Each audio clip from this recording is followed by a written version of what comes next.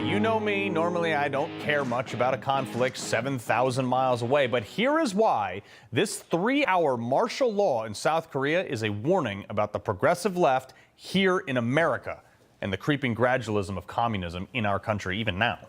We should learn from what is happening over there, or it could happen here. It already is, kind of, and you should be very nervous about this. This morning for us, evening for them, South Korea just had like the shortest martial law in the history of the world, I think. Less than 3 hours, okay? So President Yoon, their president, dropped an iron curtain and declared martial law to, in broad terms, stop the spread of communism.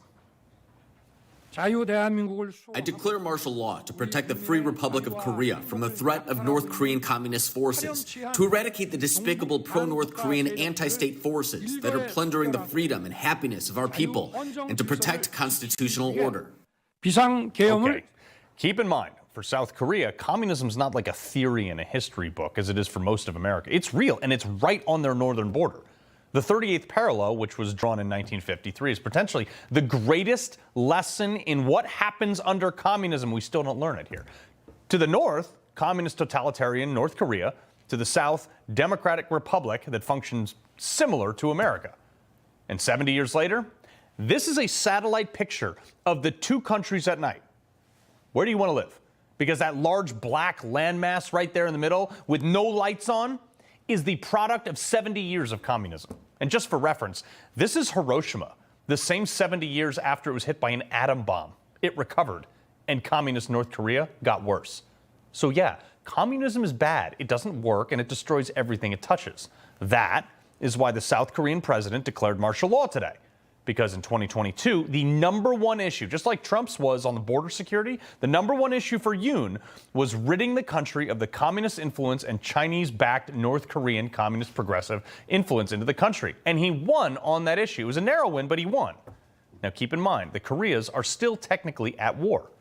However, the progressive, liberal, some even communist sympathizer side of their government, not unlike what we have here in America amongst the Democratic Party, the Pelosi's, the Bernies, the AOC's, folks, all those. They own, the progressives over there in South Korea own parliament, which is their version of Congress. Now, the South Korean constitution says that with a simple majority vote, they can override and undo the martial law, and they did in under 3 hours. Now, why is this important to us here in America? Again, this is a lesson that we better learn from, because this conflict could lead to the fall of South Korea, but it could also lead to the downfall of America, and it's happening. A glimpse into South Korean politics. This is according to a New York Times piece. In sermons and speeches, Mr. Yoon, who is a local political anti-communist preacher, very popular guy over there, has repeatedly warned that if progressives take power, South Korea will be communized by North Korea and China will replace the United States as its main ally. If that happens, he says there will be 10 million South Koreans massacred and another 10 million fleeing to the sea as boat people. Now, given that some 100 million people throughout history have died under communist rule in the last 100 years, his assertions are not unfounded. Sensationalized, maybe, but that's politics.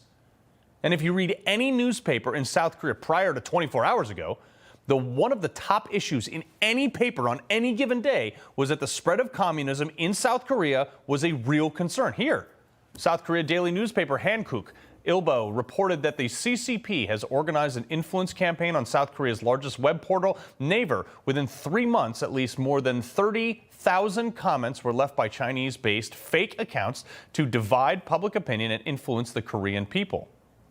Interesting. This martial law decree just made everyone suddenly care about it. It's actually kind of genius, actually, considering their president knew this would get undone by Parliament anyway.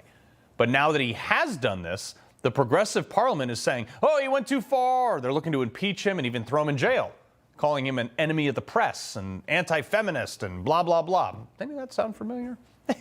It's pretty much the same playbook here with Trump. And here is where you will also be like, hey, that's also happening here in America. Even CNN is comparing it to Trump and January 6th. We around the table should talk about why this should be an important thing for Americans to pay attention to. Right. Well, that's what I want to. Particularly given that Donald Trump is about to be president in a number of weeks, somebody who has said he wants to use the military to go after his own enemies. Seeing soldiers entering the National Assembly, I mean, you talked about shockingly, the parallels to January 6th, just the image of a democracy facing this kind of crisis. I think this is something that people are scared about. These people totally miss the actual thing that's happening right in front of their face. You're worried about troops there right now to preserve your rights? That's what you're concerned about, CNN? Wait till communism takes over and they'll be in your living room to take your rights. Who are the commies targeting, though, for their influence campaign? Same as here. Young people. Here, from the Heritage Foundation. Quote, China has already used several methods to influence South Korean public opinion and policy, including disinformation campaigns, Confucius institutes, and covert Chinese police stations. Weird. Didn't they do that here, too? Oh, yeah, they did. They did it in New York. What is the staple for any mass government control? The influence of the youth. Enter China's Confucius institutes. What the hell is a Confucius institute? Here, again, from the Heritage Foundation. Quote, since 2004, China has established government-funded Confucius institutes in 23 South Korean universities, 4 high schools, and 1 private academy, the largest number in any Asian country. So hold up, though. It's not just South Korea, folks. It's here in America.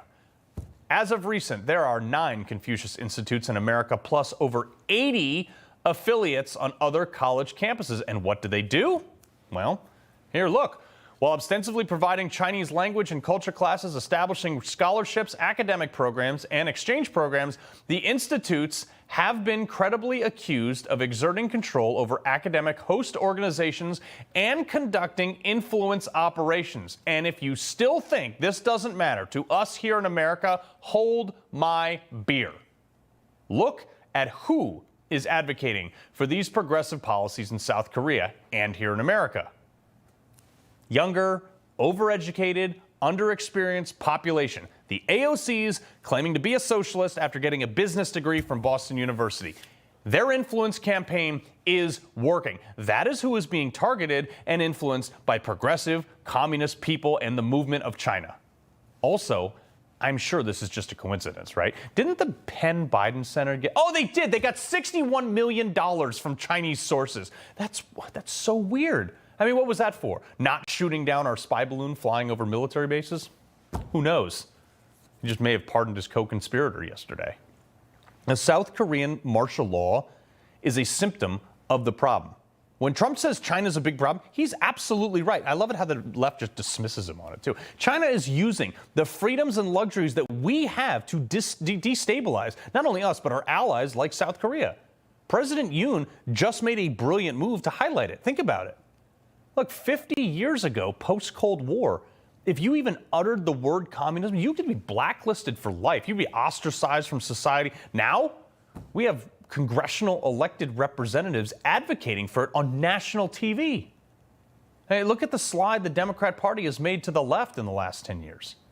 Progressivism ends in communism, and it will win if we let it. But it starts with drawing a line in the sand and not compromising on it. Let's learn from what is happening in South Korea before it gets worse. He loves the Constitution. He fights for what's right. He hates the bad guys. He's a freedom warrior. He's your freedom warrior. Watch Carl Higbie every weekday on Newsmax.